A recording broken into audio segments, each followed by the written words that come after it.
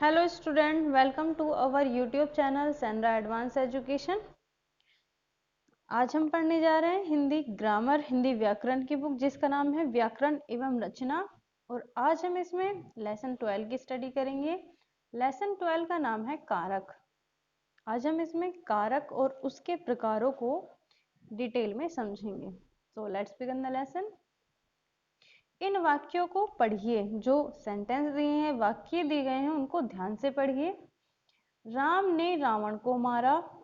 अध्यापक छात्रों को पुस्तक पढ़ाता है। मोना पेन से लिखती है। पिताजी ने मम्मी के लिए साड़ी खरीदी। पहाड़ से पत्थर गिरे। चीनू का भाई स्कूल जा रहा है। अजय पुस्तकालय में समाचार पत्र पढ़ रहा है। हे अमित, तुम अपने घर जाओ। पहले वाक्य में क्रिया मारा है, मतलब जो पहला वाक्य है उसमें जो क्रिया है वो मारा है। रावण को किसने मारा? तो रावण को किसने मारा? राम ने मारा। दूसरे वाक्य में क्रिया पढ़ाता है। अध्यापक किसको पढ़ाता है? छात्रों को पढ़ाता है। तीसरे वाक्य में क्रिया लिखती है, मतलब जो क्रिया है वो लिखती है। मोना किससे लिखती है? तो पेन से लिखती है। मतलब क्रिया के आधार पर हम कारक का पता लगा सकते हैं। चौथे वाक्य में क्रिया खरीदी है। साड़ी किसके लिए खरीदी है? मम्मी के लिए। पांचवें वाक्य में क्रिया गिरे है। पत्थर कहां से गिरे हैं? पहाड़ से। छठे वाक्य में क्रिया जा रहा है। कौन जा रहा है? चीनू का भाई। सातवें वाक्य में क्रिया पढ़ रहा है। अजय कहाँ पढ़ रहा है? पुस्तकालय में। आठवें वाक्य में क्रिया जाओ है। घर जाने के लिए किसको पुकारा गया है? अमित को पुकारा गया है। पहले वाक्य में राम के साथ ने, दूसरे में बालक के साथ को, तीसरे वाक्य में पेन के साथ से, और चौथे वाक्य में मम्मी के साथ के लिए। पांचवें वाक्य में पहाड़ के साथ से, छठे वाक्य में चीनू के साथ का, और सातवें वाक्य में पुस्तकालय के लिए, पुस्तकालय के साथ में, तथा आठवें वाक्य में अमित के साथ हे विभक्ति चिन्ह अथवा परसर्ग लगे हैं। प्रत्येक कारक में एक निश्चित विभक्ति लगती है। मतलब जो कारक होता है, प्रत्येक कारक में एक निश्चित, वो पहले से ही सर्टेन है, निश्चित है, डिसाइड की गई है कि क्या विभक्ति चिन्ह लगना है। तो प्रत्येक कारक में एक निश्चित विभक्ति चिन्ह लगती है, विभक्ति लगती है। प्रत्येक विभक्ति का एक निश्चित चिन्ह होता है। अतः विभक्ति चिन्हों को कारक चिन्ह भी कहा जाता है। जो विभक्ति चिन्ह होते हैं उनको हम कारक चिन्ह भी कहते हैं। कारक, अब हम इसकी डेफिनेशन को समझ लेते हैं कि कारक किसको कहते हैं। संज्ञा व सर्वनाम का वह रूप जिससे उसका क्रिया से संबंध प्रकट हो, उसे कारक कहते हैं। मतलब संज्ञा और सर्वनाम का वह रूप जिससे क्रिया के साथ संबंध प्रकट होता है, संबंध का पता लगाया जाता है, उसे हम कारक कहते हैं।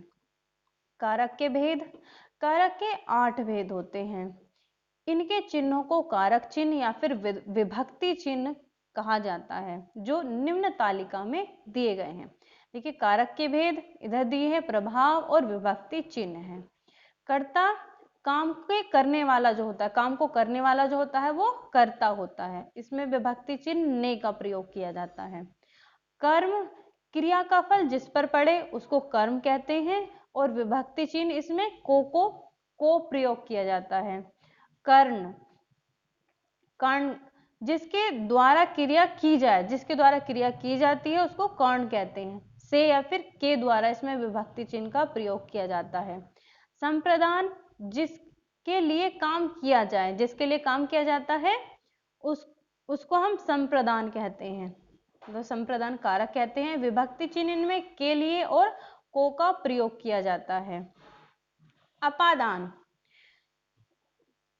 जिससे कोई वस्तु अलग होती हो, वहां पर अपादान कारक होता है, और इसमें विभक्ति चिन्ह से अलग होने के लिए प्रयोग किया जाता है। मतलब जहां पर अलग होती है कोई वस्तु किसी से तो वहां पर से का प्रयोग किया जाता है और वहां पर अपादान कारक होता है।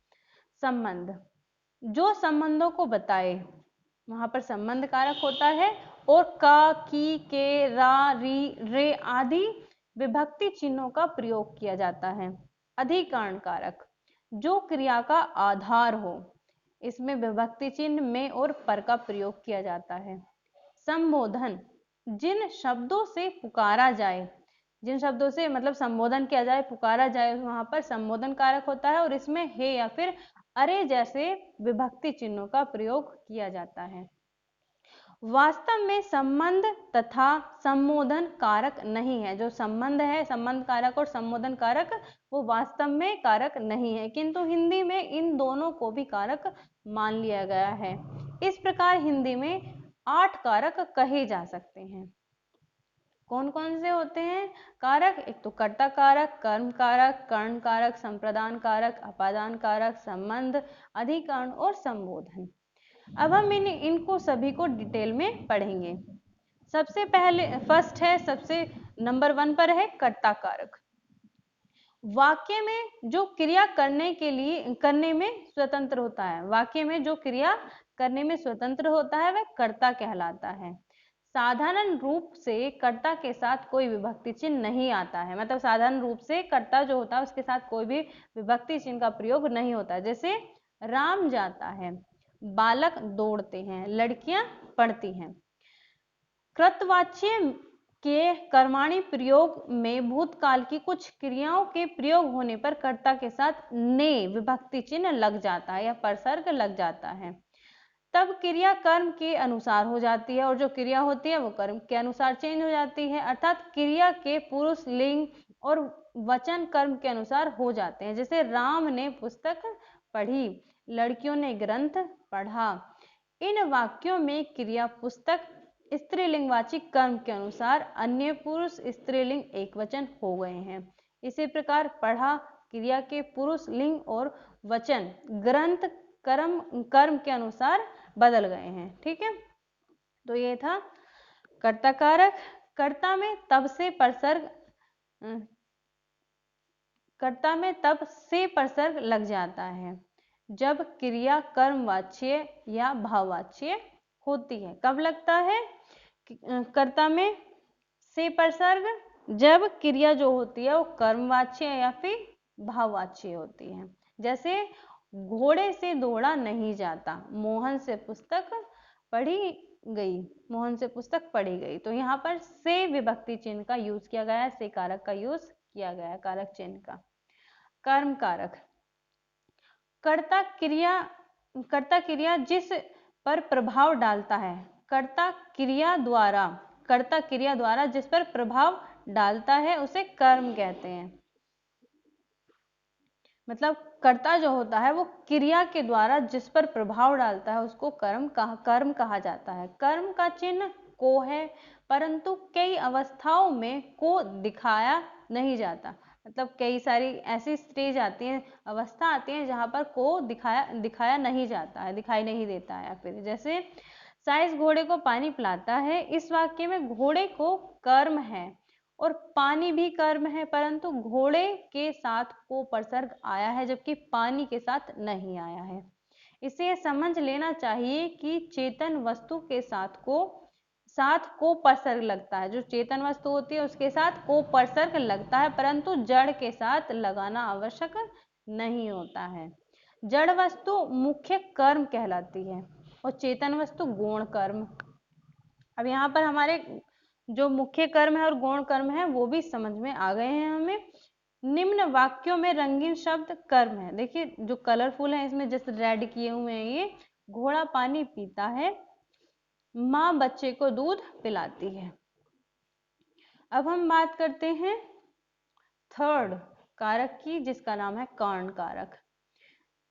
जिस साधन से क्रिया की जाती है उसे कर्ण कारक कहते हैं। मतलब जिस साधन के द्वारा क्रिया की जाती है, कोई काम किया जाता है, उसको कर्ण कहते हैं।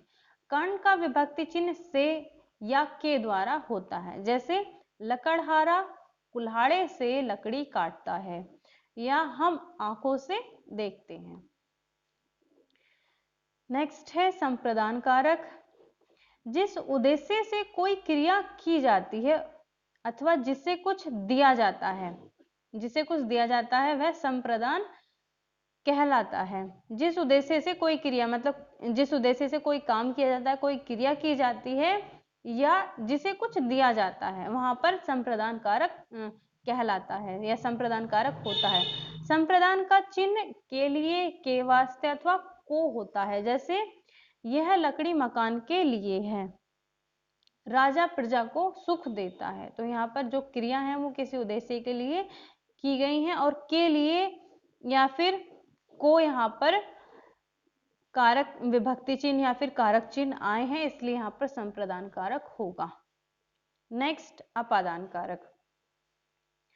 जिससे कोई वस्तु अलग होती है, मतलब जहां पर कोई वस्तु के डिपार्चर या अलग होने की बात होती है, जिससे जन्म होता है, जिससे भय या लज्जा आदि अनुभव होता है, जिससे किसी को अलग किया जाता है, वहां पर अपादान कारक होता है या वह अपादान कारक कहलाता है। अपादान का चिन्ह से है।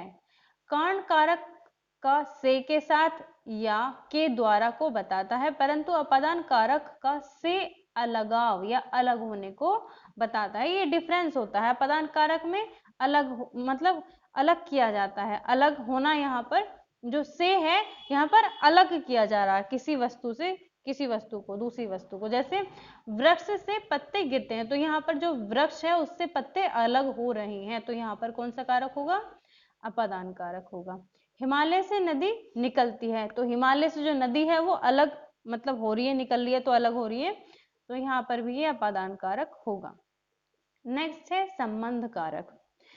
जिसका संज्ञा से किसी भी प्रकार का संबंध बताया जाता है, जिस संज्ञा से किसी भी प्रकार का कोई संबंध बताया जाता है, वहां कौन सा कारक होता है? संबंध कारक होता है। संबंध बताने के लिए परसर्ग का, के या की है। जैसे शेर की गुफा, छात्र की पुस्तक आदि। विशेष क्या है इसमें? जब संबंधित वस्तु पुल्लिंग में बिना परसर्ग के होती है तब का प्रयोग होता है। जैसे राम का घर, सूर्य का ताप, पेड़ का तना। जब संबंधित वस्तु पुल्लिंग शब्द बहुवचन में होता है या एक वचन के साथ परसर्ग का प्रयोग होता है तब के परसर्ग लगता है। जैसे राम के घर में, वृक्षों के फल, वृक्ष के तने के साथ। जब संबंधित वस्तु, संबंधित शब्द स्त्रीलिंग होता है तब दोनों वचनों में की ही आता है। ठीक, स्त्रीलिंग होता है तो दोनों ही जो वस्तु होती है उनमें की शब्द का प्रयोग किया जाता है, की कारक का प्रयोग किया जाता है, की कारक चिन्ह का। जैसे रमेश की बहन लता की पुस्तकें। अब हम बात करते हैं नंबर 7 अधिकरण कारक की। क्रिया के जिस स्थान के ऊपर या अंदर होती है, क्रिया जिस स्थान के ऊपर या फिर अंदर होती है वह अधिकरण कहलाता है। ऊपर बताने के लिए पर या अंदर बताने के लिए में परसर्ग का प्रयोग किया जाता है। मतलब ये लगते हैं इसमें। जैसे बंदर पेड़ पर बैठा है, तो यहाँ पर बंदर किस पर बैठा है? मतलब किसी स्थान पर या फिर किसी वस्तु के अंदर, मतलब उसके अंदर या फिर स्थान पर, यहाँ पर या फिर में का प्रयोग इसमें किया जाता है। जैसे बंदर पेड़ पर बैठा है, तो बंदर कहाँ बैठा है? पेड़ पर बैठा है, किसी वस्तु के ऊपर बैठा हुआ है, तो यहाँ पर कौन सा कारक है? अधिकरण कारक। ऐसे ही समोसा प्लेट में है, तो समोसा कहाँ है? प्लेट में, तो यहाँ पर भी अधिकरण कारक है। समोसा जो है वो प्लेट के अंदर है। नेक्स्ट है एंड लास्ट वन संबोधन कारक। संबोधन बुलाने को कहते हैं। जो संबोधन होता है, हम संबोधन का प्रयोग किसी को बुलाने के लिए करते हैं। बुलाते समय इसका प्रयोग होता है। इसके पूर्व, इससे पहले, मतलब इससे पूर्व हे या अरे लगाएं या न लगाएं बुलाने वाले की इच्छा पर है। मतलब अगर हम किसी को बुला रहे हैं तो यह हमारे ऊपर डिपेंड करता है कि हम अरे लगाएं या हे लगाएं या ना लगाएं, लेकिन वहां पर संबोधन कारक ही होता है जब हम किसी को बुलाते हैं। जैसे रमेश तुम देर से क्यों आए, तो यहाँ पर संबोधन किया जा रहा है। यहाँ पर हे या अरे का प्रयोग नहीं किया गया है, लेकिन संबोधन है, तो यहाँ पर कौन सा कारक होगा? संबोधन कारक होगा। ऐसे ही हे बाल को अपना लेख सुंदर बनाओ, तो यहाँ पर हे का यहाँ तो सीधा सीधा प्रयोग हुआ है, संबोधन के लिए हे बाल को लिखा गया है, तो यहाँ पर कौन सा कारक होगा, संबोधन कारक होगा। ये जो वीडियो है ये क्लास 7th 8th या फिर अपर क्लासेस के बच्चे भी इसको देख सकते हैं। कारक को समझने के लिए वीडियो अच्छी लगी हो तो वीडियो को लाइक करना, और अगर आपने अभी तक हमारे यूट्यूब चैनल को सब्सक्राइब नहीं किया है तो चैनल को सब्सक्राइब करना ना भूलें। Thank you.